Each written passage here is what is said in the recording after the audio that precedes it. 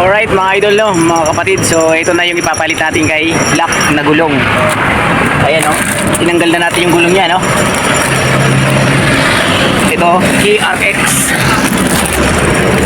Ayan, murang-mura lang to, no. Syempre kasi sa mga walang budget, low budget, so ito lang ang nakayanan natin. KRX, tsaka yung sa likuran niya is Samurai, Leo tires, Samurai yung sa likod na nakakabit kay Honda Wave, no.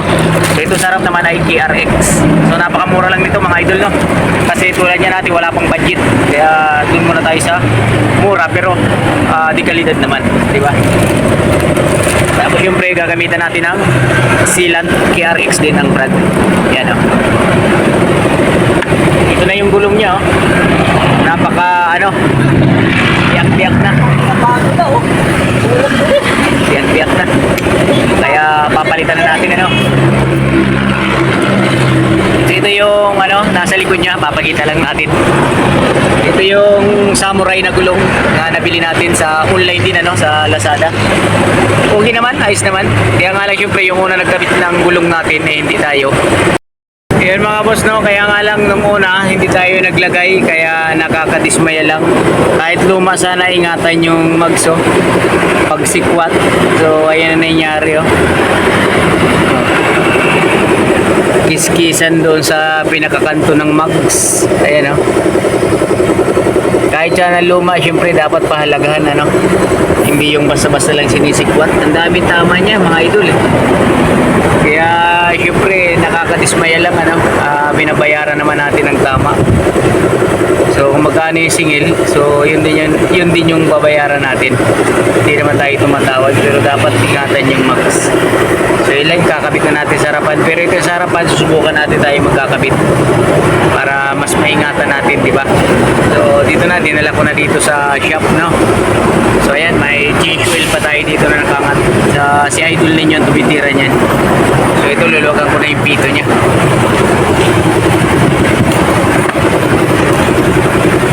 Ayan, Yan. Okay mga boss, ito, umpisa na natin. Mamaya ipapakita natin na kalagay na KRX na gulong. Okay mga idol, mga loads. So ito na yung bago, na KRX na gulong ni Wave. Tanggalin muna natin ito mga dikit.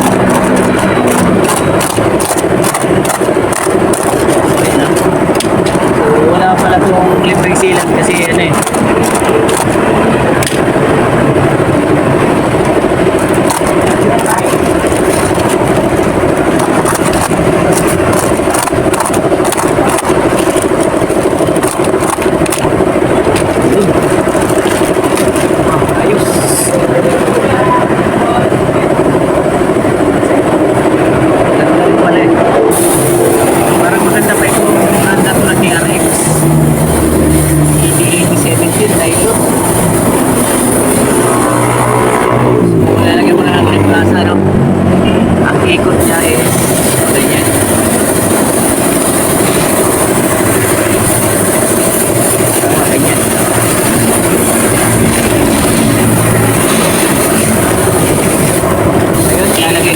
lalagyan natin ng grasa.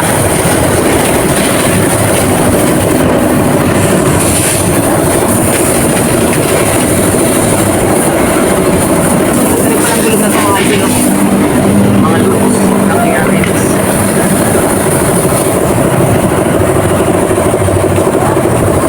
Okay, so lalagyan muna natin ng grasa. So ayan mga idol, talagang napakabilis lang ni paring Homer ilagay yan, sisiw lang yan, mani-mani lang yan, oh, sus. Ayan, sige. Flat screw lang ang katapat, sabay bibirahin, oh, ayos. Ilapat muna natin, papasukin ka yan. Ilagay na yung pito, hindi na ay yung pinaka pito niya. Iinom mo dun ng host mo dun sa santok mo dito sa kabila. Sige, para lumapat. So yan mga kapatid, naikabit na yung gulong na KRX kay Black, kay Wave. Medyo okay naman siya. Ayan, oh. KRX, pwede na. Pang mahirap lang to eh. So, hindi siya tubeless, nylon siya, oh. Pero ginawa natin tubeless tire. Nakamags naman kasi si Wave. Hindi na natin nilagyan ng interior, umubra naman siya. Pinalitan lang siya ng pito. Ayan, oh. Oh. Yung pito niya pang tubeless. Oh, di ba? Ayos mga boss. So, sa mga walang budget na katulad natin, syempre, lumang motor. So, tsaga muna tayo dito kay KRX tsaka sa Samurai. Samurai tires, Leo tires, Samurai, tapos KRX. Oh, di ba? Hindi natin alam to kung anong gawa to eh. Okay naman. So, 80-80 yung size niya, no? Tapos sa likod, 80-90 by 17. So, ito, 80-80 by 17 sa harap. Si Honda Wave. So, susubukan natin. Kita mo talaga yung kunya. Susubukan natin kung maganda yung rides ni Honda Wave, no? So, yun guys. Let's go. Thank you sa panonood, Thank you for watching Just Mechanic. So, syempre, naglagay niya si paring Homer.